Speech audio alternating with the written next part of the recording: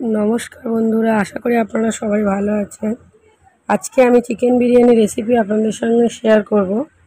দেখুন সমস্ত ইনগ্রিডিয়েন্টস এর মধ্যে রয়েছে খোয়া ক্ষীর, মিঠা আতর, গোলাপ জল, কাশ্মীরি গুঁড়ো লঙ্কা, আলু বোখরা, আর এদিকে চালটা একটু ভিজিয়ে দেওয়া হয়েছে। মোটামুটি 3 কিলো চালের বিরিয়ানি হবে, তার সঙ্গে প্রায় 4 কিলো মতো মাংস।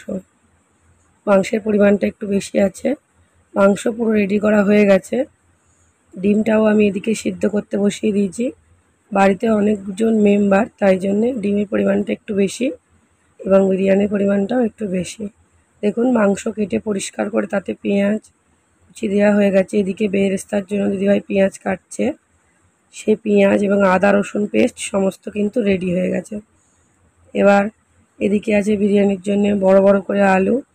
মাংসটাও টক দই এবং সমস্ত আদা রসুন দিয়ে ম্যারিনেট করা হয়ে গেছে। এদিকে খোয়া ক্ষীরটা গ্রেট করে নিয়েছি। ইতিমধ্যে উনুন ধরিয়ে আলুটা ভাজা হচ্ছে। এদিকে বিরিয়ানির হাঁড়ি বসে গেছে একদম জল গরমে ভাতটা হওয়ার জন্য। দেখুন হাঁড়িটা দেখে বুঝতেই পারছেন অনেকটা বেশি পরিমাণে বিরিয়ানি হবে। এবার দুধের মধ্যে একটু ফুড কালার মিশিয়ে দিচ্ছি। কেশরটা বাড়িতে ছিল না, তাই জন্য ফুড কালার ব্যবহার করা হচ্ছে, এতেও কালারটা ভালো আসে। এদিকে বেরেস্তাটা ভাজা হচ্ছে।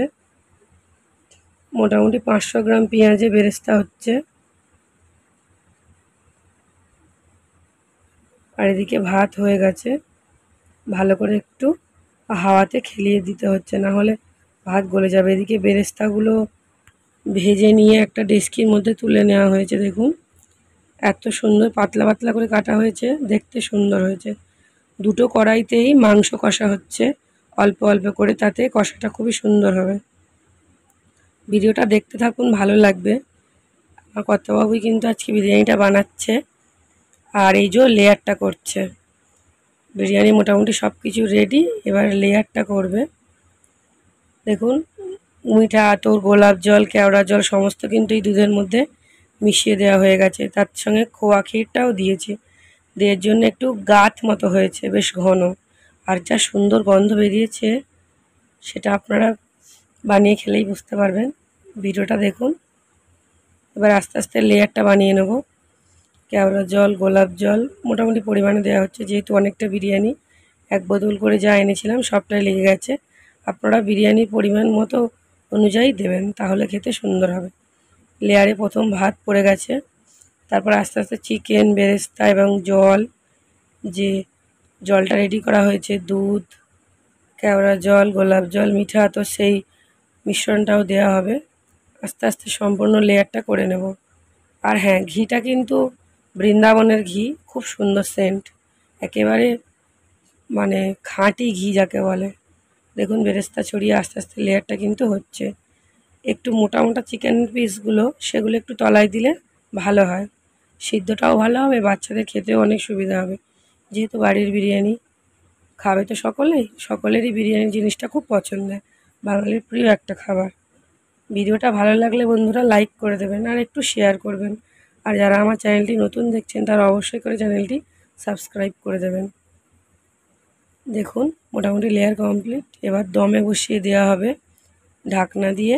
আঠা আগে থেকেই মেখে রেখেছি, আঠা দিয়ে চারিদিকটা মুড়ে নেব। ফয়েল পেপার আনা হয়নি, আপনারা চাইলে ফয়েল পেপার দিয়েও চারিদিকটা ঢেকে দিতে পারেন।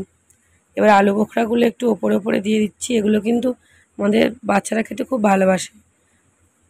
ভিডিওটা দেখুন সার্থক কীভাবে বিরিয়ানিটা খাচ্ছে। দিদিভাই প্রলেপটা লাগিয়ে দিচ্ছে আঠা, আমিও একটু হেল্প করেছিলাম। আর এই দেখুন, এ তো কাজের মাস্টার, ও ওর কাজ করছে, উপরে রুটি বানাচ্ছে। ওর বদমাইশে কিন্তু জুড়ি নেই, সেটা আপনারা আমার ভিডিও দেখলেই বুঝতে পারেন।